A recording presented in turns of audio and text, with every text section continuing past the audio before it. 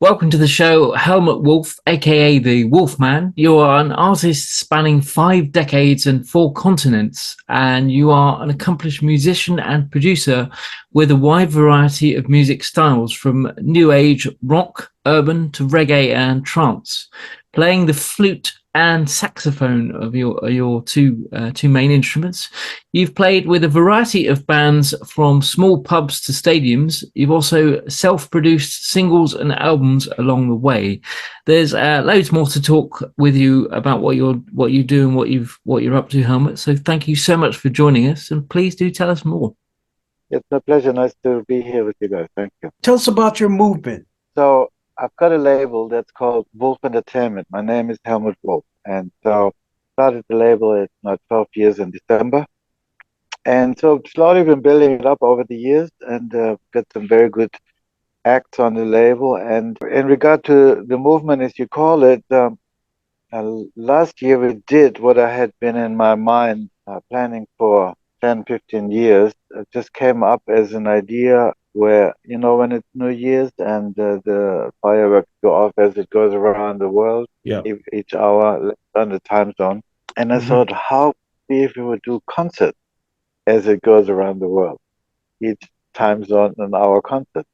Okay. And last year we did it this time, and I called it the Wave of Love Festival because music is an expression of love for me, and it's kind of a wave going around the planet, which also makes it my name, Wolf, W-O-L-F. And so we put together a 23-hour festival in each of the countries. There was a band playing, most of them live, but because of COVID, some we had to pre-record. And so one band was finishing, the next one started in the next country, and so on. Okay. And as they were having live concerts locally, we were streaming the whole thing. So we created a 23-hour show that people all over the world were watching. Amazing. Wow. And that has some, we did this, just artists from my label, they wanted to do it because of the idea, they loved the idea and support me. And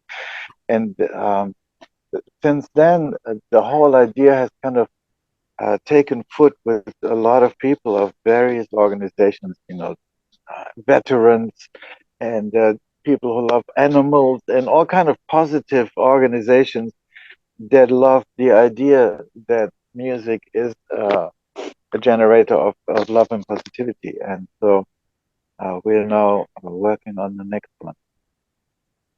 That's amazing. That's fantastic. Super cool. Yeah. Wow. So what? How do you pick the bands? I picked them partly because of the location. Because I started in New Zealand. I've got a really great rapper team in New Zealand. They're called Freeze. Is the main girl, but she's got a whole team in England of rappers. So we had, I think, 3 or 4 different acts that were introduced during that hour.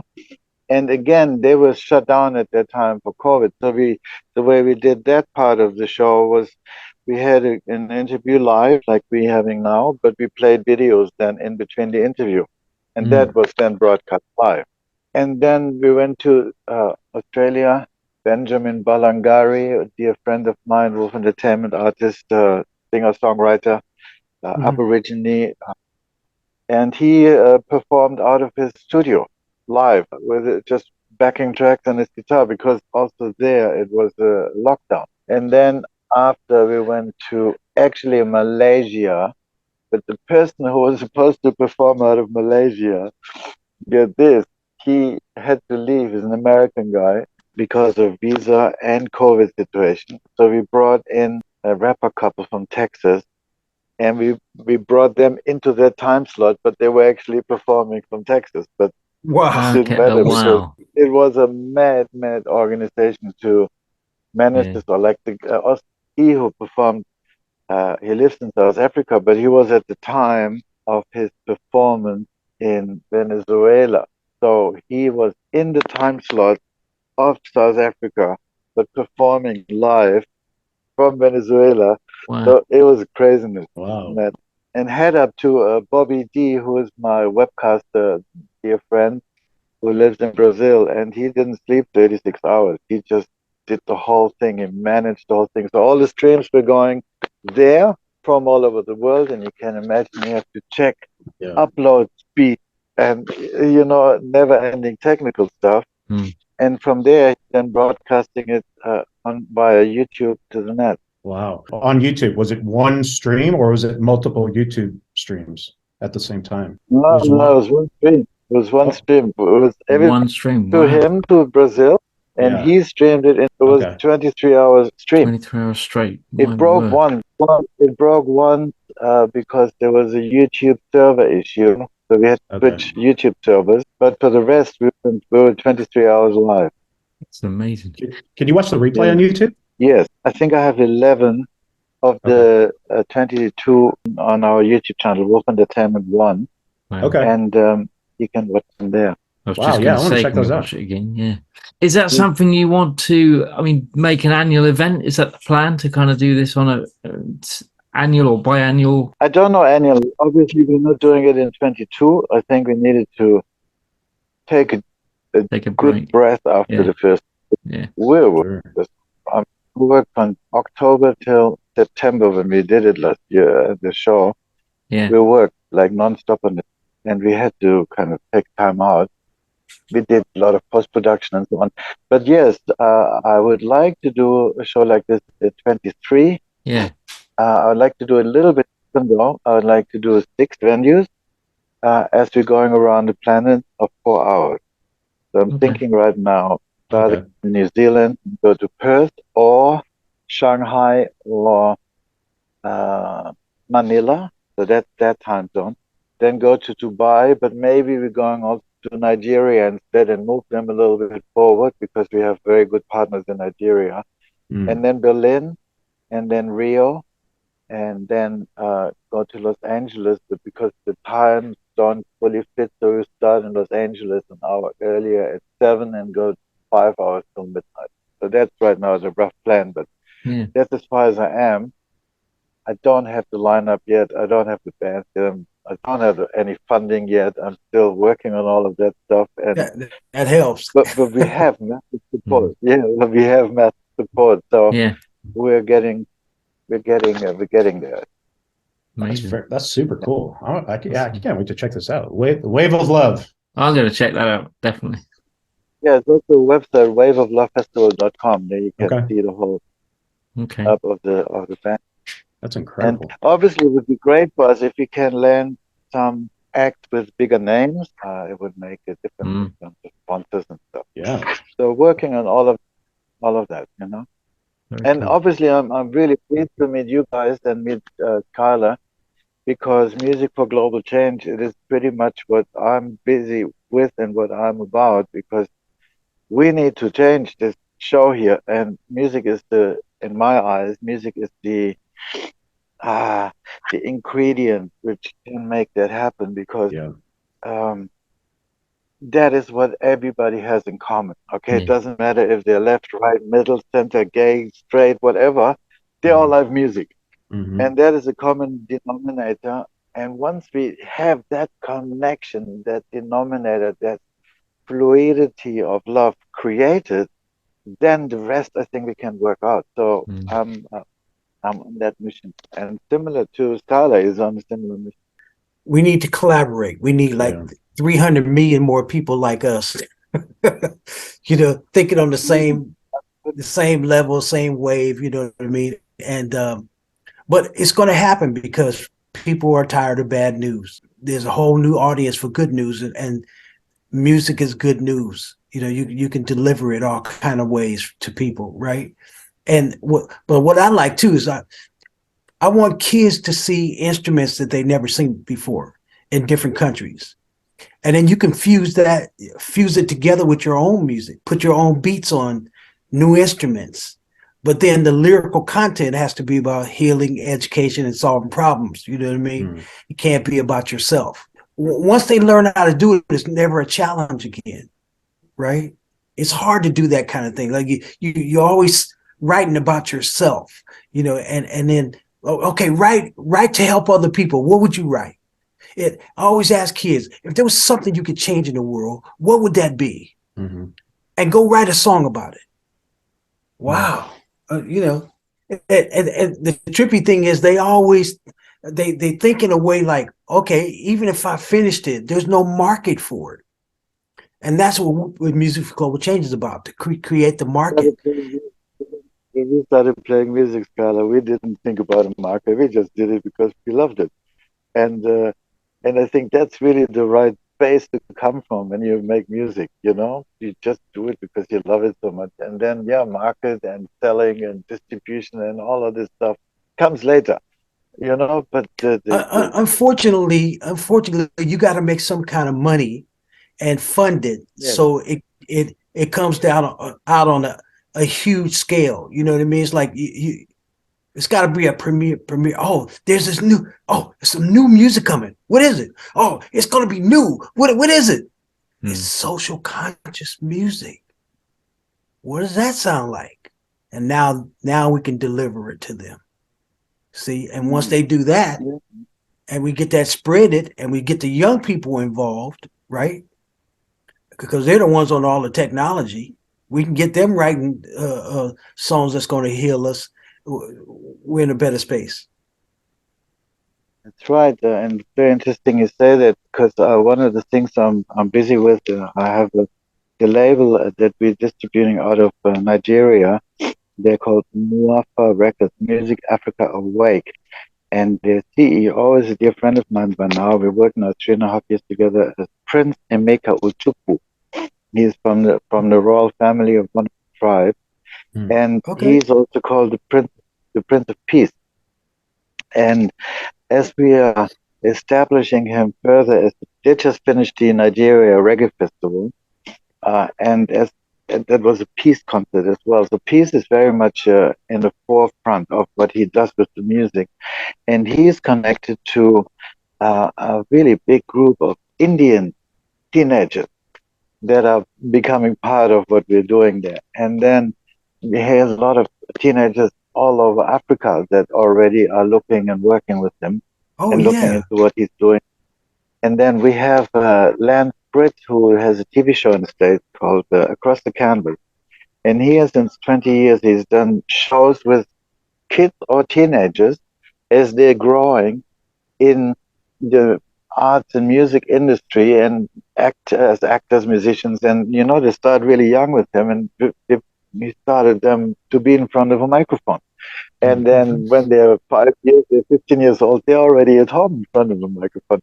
So he's been building people. So he already has a big following of teenagers in the States as well.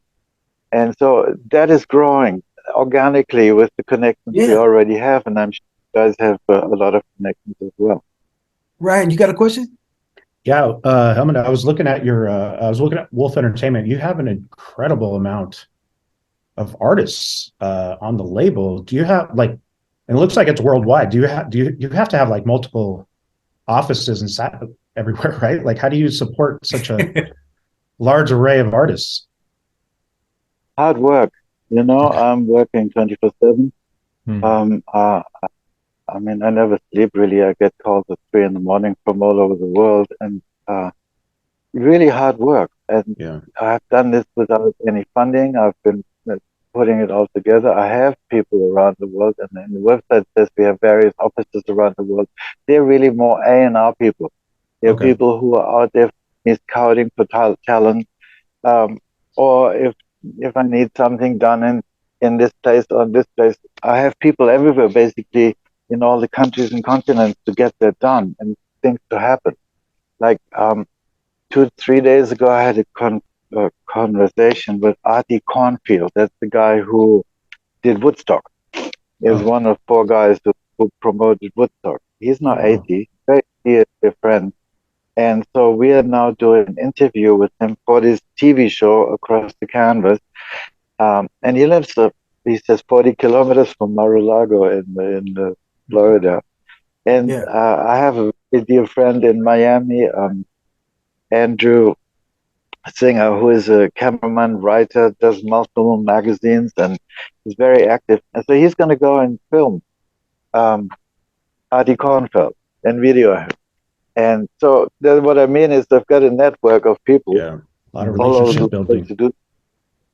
Yeah, Very cool. but really it is a lot of work. And thanks for the feedback. And if you listen to them, they're all pop artists. Mm-hmm. Yeah, it was like dozens. I was like, oh, okay, wow. Yeah, like all different genres, everything. yeah. Oh yeah, and we need to bring all that together, right? Mm-hmm. Definitely. Because it's exactly what I'm about to do with my festivals. But it's just going to be, everybody's going to be doing social conscious. It won't be no love songs, none of that kind of stuff like that, right? Our stuff is about, it's going to be really wonderful. I've been doing a lot of duets with people from different countries and on social conscious stuff, right? And I want to get one big band, and I'm going to bring in artists from different, and they come do 3 or 4 of their songs, and then I'll do a duet with them, something I wrote with them, right? And I get to show that the collaboration of different countries at the same time on music, right? It all comes down to, how does it sound? How does it make you feel, right? It doesn't matter where you're from. Just want to throw into here, for example, I've got 3 bands in Venezuela, and there are 2 of them are really thrash metal, and one of them is like melodic metal. And they have a massive following of people who are really, really great people. And I've become friends with them over the years, even though their music is all the way aggressive and full on. And so I don't limit it in for the Wave of Love Festival. I don't limit it that it's only positive songs like you are mentioning. No, let them play what they want. As long as it's good music, as long as it's quality, as long as it's, well produced and well performed. The quality is for me the meter of what is yes and what is no, not so much the content, because as an artist, I don't want anybody else to tell me what I can do when I can't do, and I don't want to do that with anybody else either. I wouldn't do it like that. What I mean by this, when people come on the show, I ask them, do you write social conscious music? And I know most of the stuff that they've written is just, from their feelings and stuff. But then a lot of them, I've written some. Those are the people I'm gonna get on my show, right? Yeah. Those I'm pinpointing those people that do write some social conscious music, because I'm giving them a platform that I can build this genre. Jazz wasn't always here, rock wasn't always here, you know what I mean? But there's never been a platform for social conscious music. But then some of the biggest songs in our time was from social conscious musicians, Marvin Gaye and John Lennon. When they wrote that one song, their whole career just went through the roof, because it opened it up. It's not about age or race or nothing, image, nothing like that, right? And these are songs that helped us. And so I'm just going to grow that genre right there of songs that's going to help us all, right? Nothing about yourself. You know what I mean? And there's a lot of people doing it. It's been 192 million songs published in the social conscious realm. We can grow that, and we will. Tom, you got a question? Slightly touched on it already, I suppose. With regards to how you get hold of the acts that you work with, is it any of it sort of, do they come to you, or is it kind of, and I suppose dovetailing that is, how do people get hold of what you do and find out and connect with you? Is website or sort of social media presence? How do people get hold of you? And I mean, as you I suppose you've kind of answered it with the fact you've got people, as you said earlier, working for you all around the globe. But is it also that people come to you as well? It happens all the time. Yeah, I mean, I'm a big social media person, so I'm on there all the time on all the different platforms. And obviously the website, where people, when they write in the contact page, comes to me. And I have music being sent to me all day long that I listen to. If I find, and that is a very individual, personal thing. It's like kind of, it's my label, so I can make a choice kind of thing. If I like it, and I think it has potential, and it's great, and it sounds good. Yeah, we talk about it, and then we go from there. And if I don't like it, I give them feedback, and I say, right now, I think, but you need to maybe do this, and you maybe need to do this, and if you do this, then come back to me in a year, and we have another listen. So I work with people and support them. You're basically mentoring. Yeah. Yeah. I mean, I've been 55 now. I started as a roadie at 12 years old. Oh, wow. Even before I started playing. I'm in the entertainment industry 53 years, so I've been around the block a few times. And I know, I've done a lot of mixing in front of house, and I work for corporations. They do audio-visual staging for corporate events in Australia. So I know all the technology that goes into an event and all of that stuff. So you can produce a 1 day long festival on streaming. That's crazy. That's absolutely. Super cool. It's time to do it again. Yeah. It was that idea, and I think it took me almost 15 years to put it together because it was so crazy. And I could do it only because of Bobby D, and my head up for Bobby D. He's a legend. How did it feel at the end of the day when it was successful? I was completely wiped out because I also played a gig here. So I started to sing up when it was 8 o'clock in New Zealand. It was 10 o'clock in the morning here. So I did the first interview with Bobby to introduce it. He was in Brazil. And then we introduced Freeze from New Zealand, and I did the first hour with them.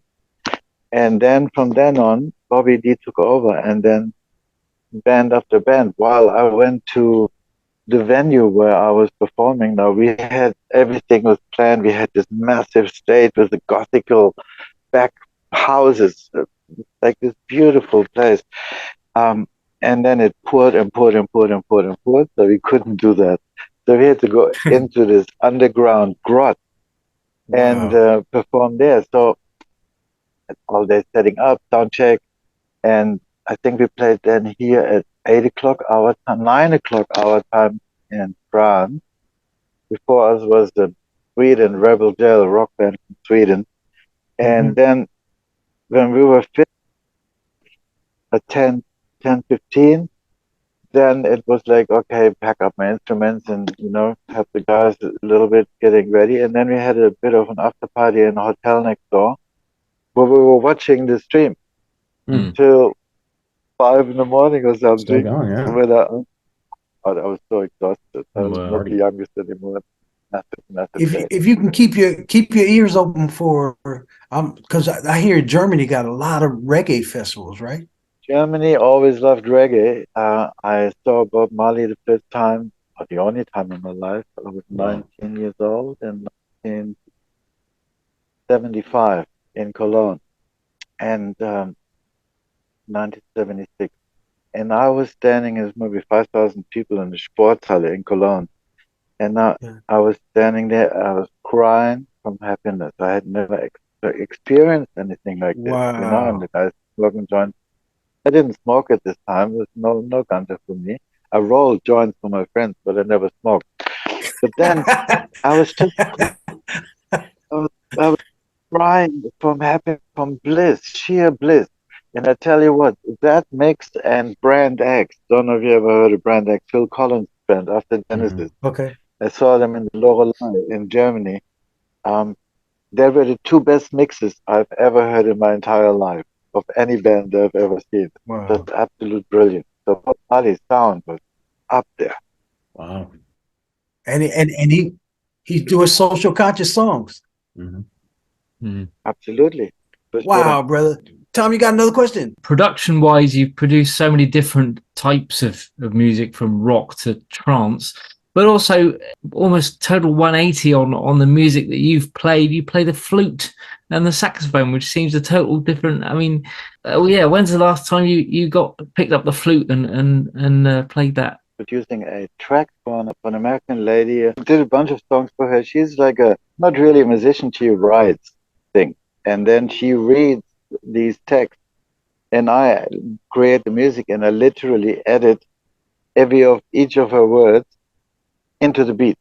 So I'm creating, by editing her words, I'm creating her rhythm with the music. And in that song, we had Chaco Williams. He's producer of Snoop Dogg, so he's quite well known. We had him a few times doing choruses for her song. So, and she does the verses. And in that song, I composed everything and played some flute on the track. Wow, amazing. Ryan, you got another question before we go? Yeah, I just had one last question. So I was on your website, Hellmut, and looking through just a list of videos that you had on YouTube, and one video in particular jumped out at me, and it was a track you worked on with Terry Lee called "I Want to Have Sex with You," and I immediately hit play. Hit play. I hit play immediately, and I just, I was just kind of maybe get the inspiration for that song, because honestly, I felt like she was singing it to me, and I was into it. So how did that video come about? I mean, I feel like that was a crazy video. Yeah, well, that's actually the second version of that song. And now I wrote this song because I felt that the songs about that theme are always talking around. They're beating around the bush. Yeah. All right, they're not actually straight. And I wanted to write it straight. I want to have sex with you, do all the things I want to do. Yeah. I want to have sex with you tonight, straightforward. And so when we recorded it the first time, I had a singer from Sydney. Her name was Kelly O'Brien, brilliant singer. Okay. And so we recorded. Actually, there's a video version of that. We recorded it in a church of Madame Lash. She's a dominatrix in Sydney, very famous. Okay. And she has this old church. So we recorded that, and that version is also online. It actually has 35,000 hits, so a lot more than the second version. So the second version that you saw, that's on my website, on the YouTube page, is with Terry Lee. So I took most of the backing. I did a bit of new backing, put Terry Lee in there. And the house you're seeing was my house in Sydney where I was living. Oh, wow. So they were all friends, the people who... That's a party I wanted to be at, sir. I mean, that was I was like, I go, whatever the Wolfman's doing, I want in, man. Dang. All right. We had some massive parties in that house. There's a swimming pool, and then there's this forest. And we had a double screen, projectors and screens in like hanging off the trees, and then playing all night porn movies while the party was going on. It was a different party. So they did some crazy stuff there. Yeah, all right.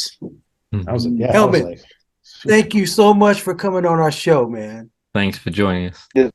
Thank you very much. Thank you so much for having me. It's a real pleasure to get to know you and get to know your team and your son. And I'm looking forward that we can do some work together in the future to make this world a better place. Music can save the world.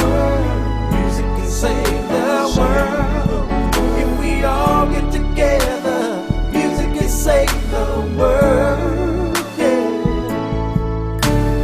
Music can save the world.